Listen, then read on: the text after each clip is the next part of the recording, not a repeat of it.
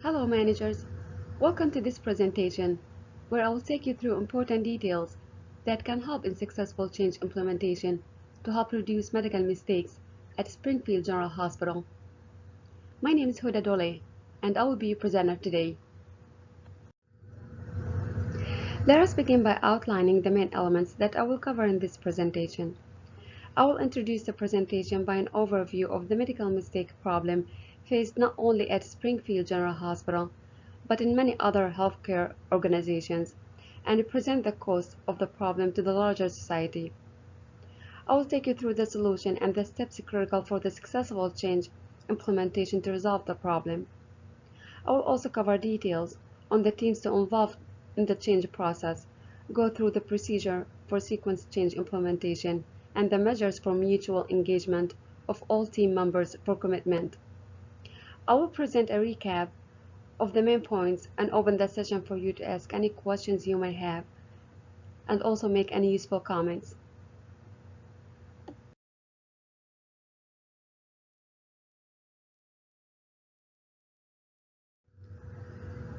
The problem the hospital is facing is medical mistakes.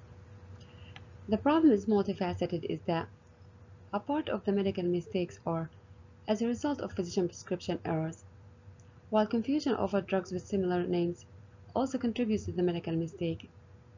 Instances where healthcare professionals fail to accord the effects that drugs such as an allergy have on patients is another contributing factor to the medical mistake problem. A major dimension of the problem, and which is surprisingly ignored by many, is the problem of handwriting, where bad handwriting by many physicians makes it difficult for others to understand the prescribed drugs, and a patient ends up receiving drugs they were not prescribed.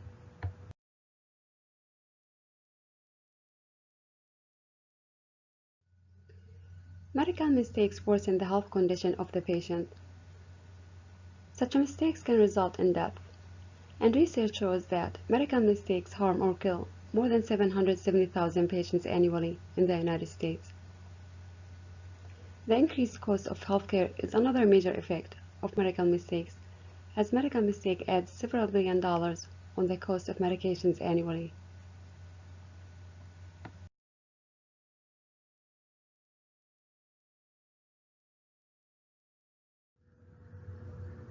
The solution proposed to solve this problem is the use of the computerized physician order entry, CPOE. I understand that the hospital has tried to implement this system in the past, but without success, and this shows the need for planned and systematic change implementation. As you may be aware, when properly implemented, the CPOE will help reduce medical mistake in a number of ways. It will ensure that all prescriptions are entered in the hospital's IT network, where they will be accessible to all medical staff. The system will also make it easy for identification of all prescription errors, such as overdose, wrong prescription, and duplicate requisitions. Also, the system will display the patient's medical history and make it easy to note cases such as an allergy to certain drugs.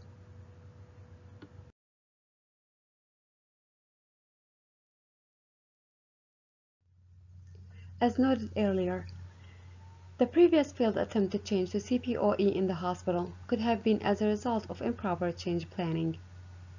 To effectively implement the change, the Lewin's model for change will be used. This model allows for a step-by-step approach to organizational change, and as a result makes it easy to involve the entire organizational team in the change process. The Lewin's model has three important steps, which are unfreezing, moving, and refreezing. Let us see what each of these entails next.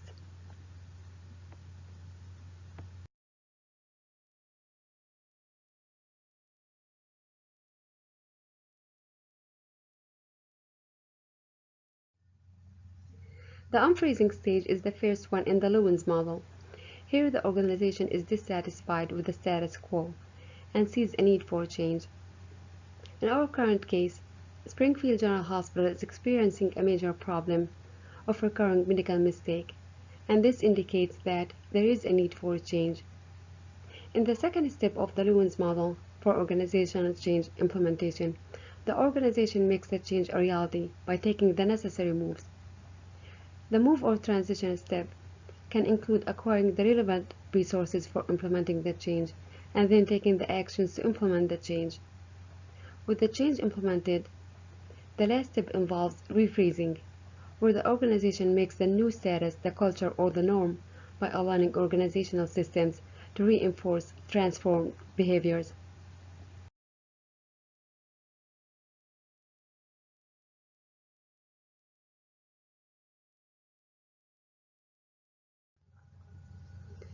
In order to make this change a success, we need to involve the organizational team and staff members. First, it is you managers who will need to be in the forefront to guide the change implementation process. Your input will be called for from the planning stage to the rephrasing to ensure that the change is implemented successfully. Major among your roles will be planning the change, training junior employees in the critical areas for the successful change implementation, availing the resources necessary for the change implementation, monitoring and progressive evaluation of the change during implementation to ensure that it works out as planned. We will also need to incorporate the input of the entire organizational workforce in order for the change implementation to be a success. It is also good to be prepared to hire an external consultant to help with the change implementation if need be.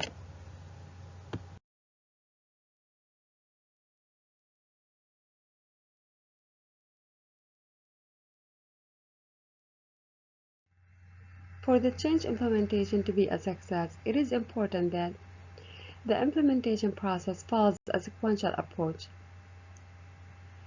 The sequential implementation approach means that the hospital does not roll out the new CBOE system entirely, but rather the new system implementation has first to be guided by a pilot change, where the change can be rolled first in one unit and its performance be observed alongside the current system.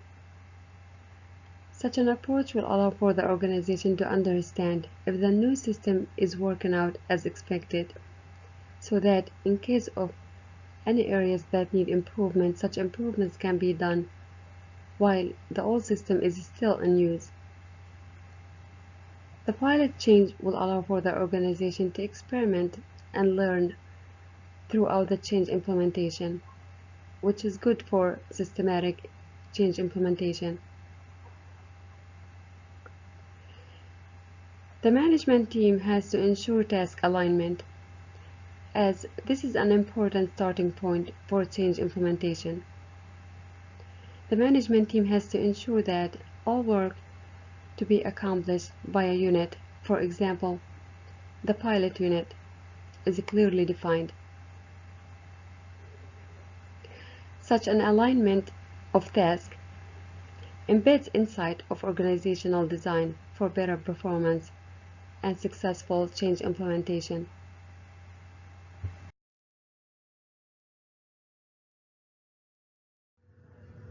The commitment of the organizational workforce is critical for the success of the change implementation. As managers, it will be critical for you to emphasize on measures that achieve mutual engagement of all the staff members so that they are a part of the change process. During the change implementation process, success will be more likely to be realized if you provide the junior staff members with clear instructions on what is expected of them. Also, you will need to provide guidance and support to the junior staff members consistently, and most importantly, there will be a need to have metrics that can be used to measure the progress of how the change is rolling out.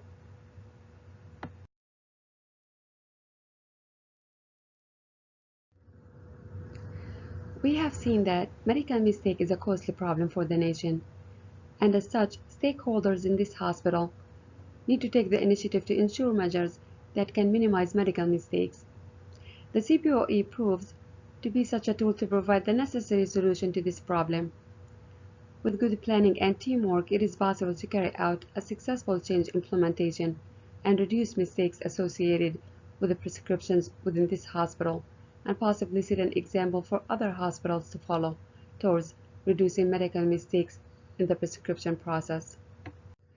This is the reference for more details related to the concepts I've presented here, including the steps for a successful change process by Lewin can be found. Thank you all so much for watching.